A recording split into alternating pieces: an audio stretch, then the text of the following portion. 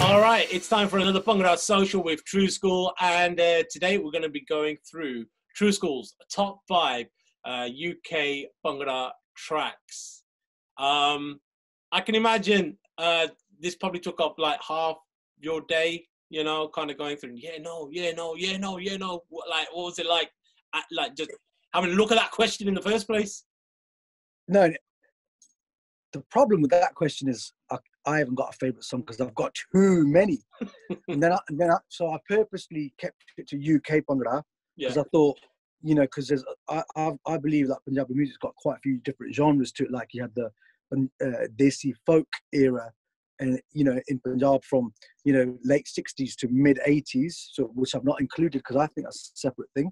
Yeah. And then I think we had the period of Punjab, from the mid 80s right the way to like late 90s, where you had Sadhu Skandar, Hansraj, Sarjeet Binder, Kiyam, Mohan Varis, Durga Rangila, all those guys in there. I think that's a different genre altogether, and then so I want to keep it strictly to UK Bhangra because my all-time favorite song of all time, I didn't put them in there, I'm going to mention them, but I want to just big up the UK and concentrate on that for these 5 songs. All right then. And there's so many songs I've missed out, so I just want to say these are 5 songs that come to mind straight away. Right. All right, so let's do it. Let's get in there. Coming in at number 5 is Paar Laga De, the Safri Boys. Talk to me about this. What a track. Yeah. Produced by the Safri Boys, namely Bhutta Jagpal and Tobzi on the percussion. So Balwinder Safri, that was the first time I'd heard him. And I was just like, oh my God, because it was a game changer. He was the first person. If you look at in terms of Desi kind of vocals in the UK, I'd say the most Desi we ever went. I'm not going to put A.S. Gang in there. I class A.S. Gang as a Punjab artist, by the way. That's another discussion for another day. I class him as like the legendary Manik, Shandaz, Chumkilas category. I'll put A.S. Gang in there. All right. Yeah. So I'd say the bands that we had always had, they'd always had more melodic kind of voices, like like the Channi Alap, Shira, Shin, those kind of voices. And I think Apna and Geet were the first more Desi type vocalists, but they were in the 80s, and then after the 80s, I'd stopped listening to Punjabi music because I felt it was getting a bit too like westernized. So there was a period I wasn't listening to it, and when Safri came on the scene, I was like, that was a Desi kind of voice, but his singing was just the best I'd ever heard. Because we had Malkeet sing as well in the late 80s, but I said that was a long time. Yeah. So Paar Laga De is one of the biggest songs in Bhangra history. It changed the game. It actually changed the game permanently, and the game went more Desi after that. And now the reason why we have all these Desi singers coming in is because of that song. So those guys are responsible for it. And there's another song in my list. Is part of that. Is that song and another one I'm going to mention. Oh. These 2 songs, what changed the game? Their game changes. This song is like the crazy thing about Paar Laga De is so Safri. Before that, for almost like a decade, was doing stuff. He did stuff with Azad. He did stuff with Ashoka. He did stuff with Geet Sangeet. He'd done plenty of work and plenty of shows, but it just didn't click for him to become like superstar. He did the Reflections album with Deepak Kajanchi, but this was like a whole bunch of new kids putting a band together with a folk voice, and this just clicked. And it was only 2 tracks on the single as well. EP, yeah. But you know what? What made it was, Safri's singing was just phenomenal. That Sher, the way he sang the song is just amazing. And then the Sher towards the end again, Bhutta's music with the beats, the way he's put it together, it's just too sick. There's a Tumbi riff in there. People didn't even know what live Tumbi was. There's a live Tumbi in there. Like that was, and Tobzi's Dolby playing. Oh my God. Well, he just killed it on there, and he's playing beats on there that were not played before and not played after. Like he's playing different rhythms on there, So it's just it's one, it was a unique song and it was groundbreaking. Well, talking about Tubbsy Tolki playing, let's get into number 4. You've gone with Satrang's Tolla Ve Tolla. You got the Tolki beats, you got the sax riffs, you got the amazing voice of Deepa Dosanjh. Talk to me about this song, man. Tolla Ve Tolla, classic. So this isn't really a top 5. I'm not saying Tolla Ve Tolla is better than Bhangra. I know you're not. I know. I'm not. I can't say that, but they came out at the same time. And they had a huge impact on me because Deepa's voice, again, is a desi voice. I'm used to listening to Kuldeep Manik and Surinder Shinda. And I felt Deepa had like a Surinder Shinda thing going on.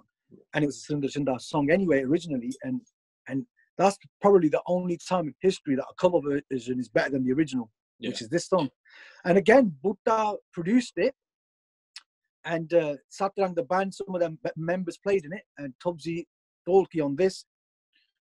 It was like, so I must be a fan of Bhutta and Tubbsy. Do you know what I mean?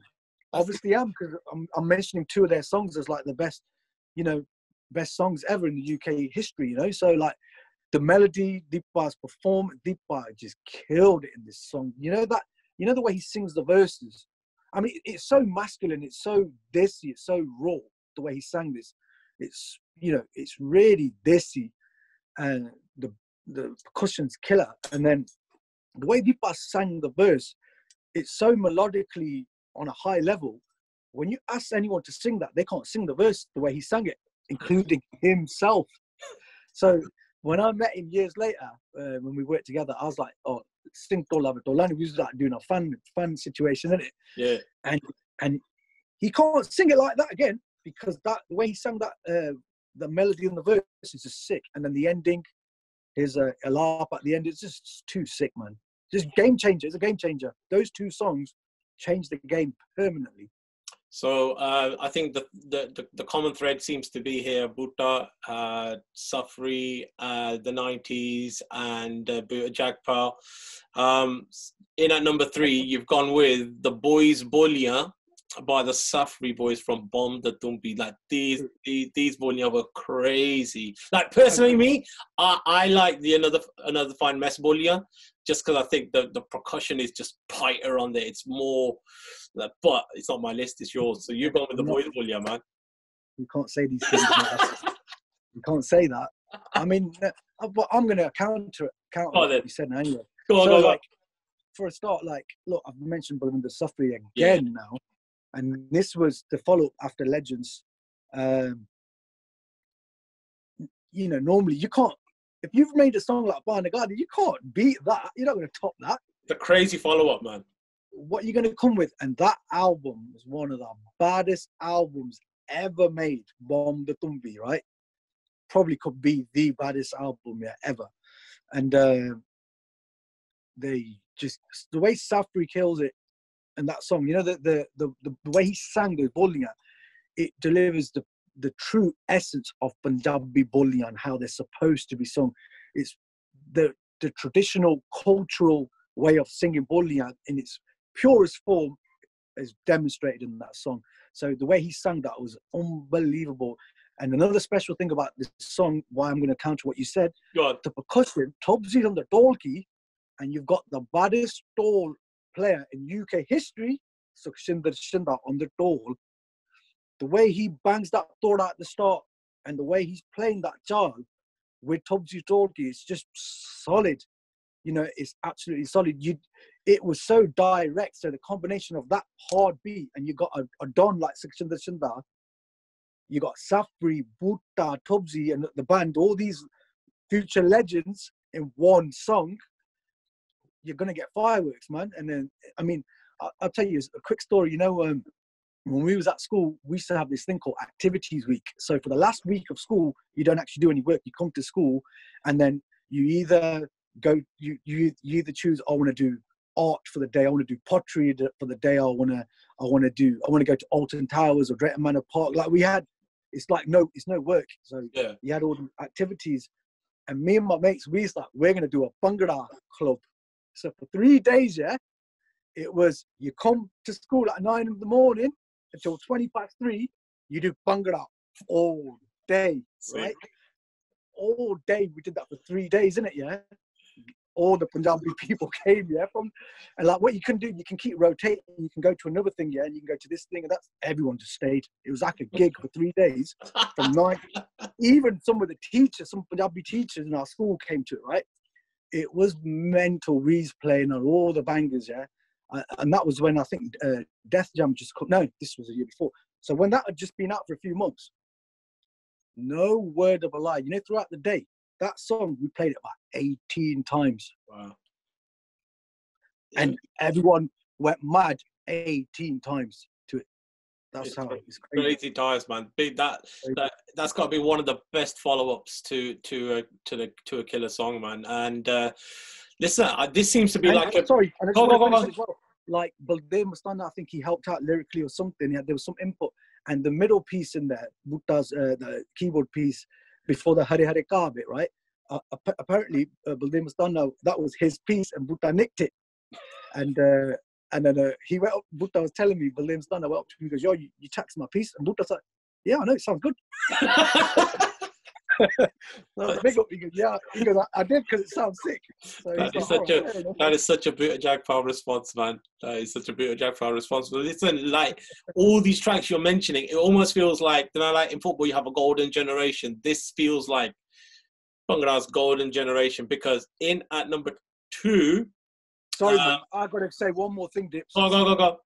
That Bolian, I know I get the Bolian before that, yeah? Yeah. In the late 80s, then there was no Bolian. There was nothing. That started the trend for Bolian, because after that Bolian, there were loads, and they were all bangers. Would you class Pump Up the Bhangra as a Bolian? More like Tappe, wasn't it, really? And I love that. A little bit there, a little bit here, a little bit there, yeah.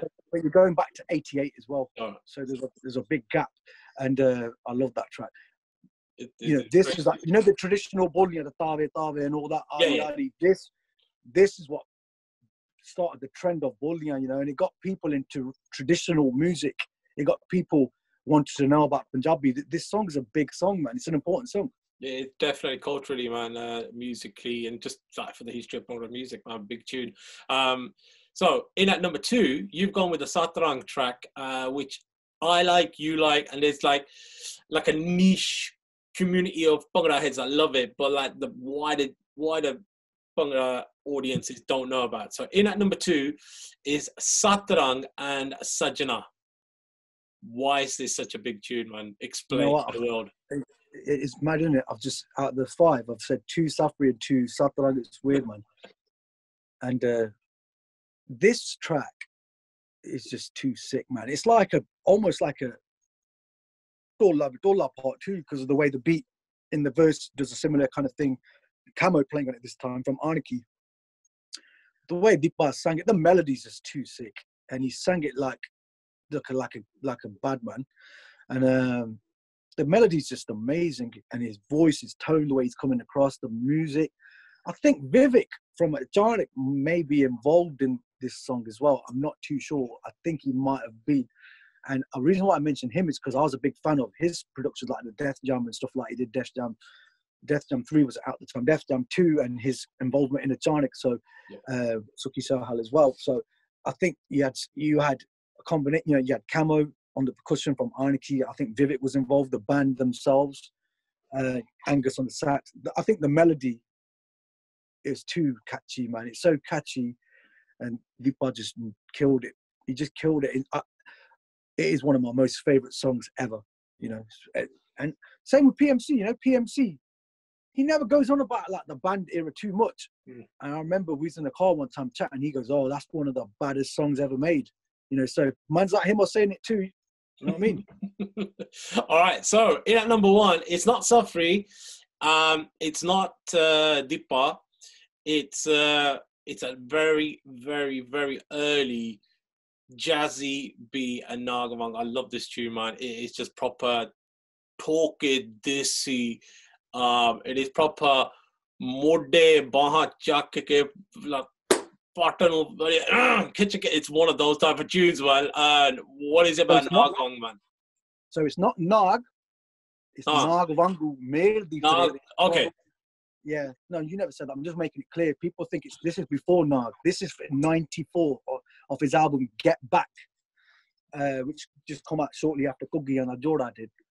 And what a song. I mean, I'm a bit lost for words. Like, you know, it's what you said was a brilliant description. I think Jazzy B's voice, it's like some manic stuff going on there. That's like, he's so sharp, he's so raw, and he's like solid. He's like iron bar, man. And you know that the verse in that song, he goes so high the way he drops it, and he's bang on in tune. It's just some gangster level stuff going on there. So the way Jazzy B sang that, his voice quality, his rawness, he's like a little lion, man. He's like a manic, he's like a demonic level going on there. And The Toll by Lal Singh Patti. So obviously, he's the one who taught Sukhshinder Shinda the Toll. So my favorite Tolli is Shinda. And now you've got the man who taught him on the song. And the way he played that Toll on that song, that combination with Jazzy B. That groove, man. That jar, the way Al-Staji's playing that jar, it's I don't know, man. It's something spiritual, man. That's the only word I can think about. It just makes you want to do Bhangra. Master, Shaolin master level going on. Yeah. You know, that combined with that melody of that song, it's just too sick. It's pure Punjabi, pureness. You know, it's pure Punjabi, man. And a reason why I class it as UK Bhangra is because it was entered. I mean, Jazzy came.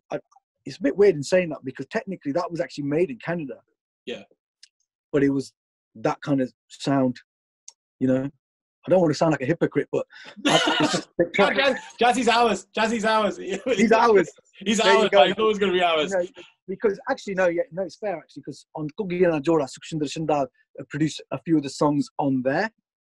And then this came afterwards. So Jazzy had already been launched into the UK market and was living here at that time, even though this was recorded there. So it was a fully proper UK release, and it was some of the best times, man.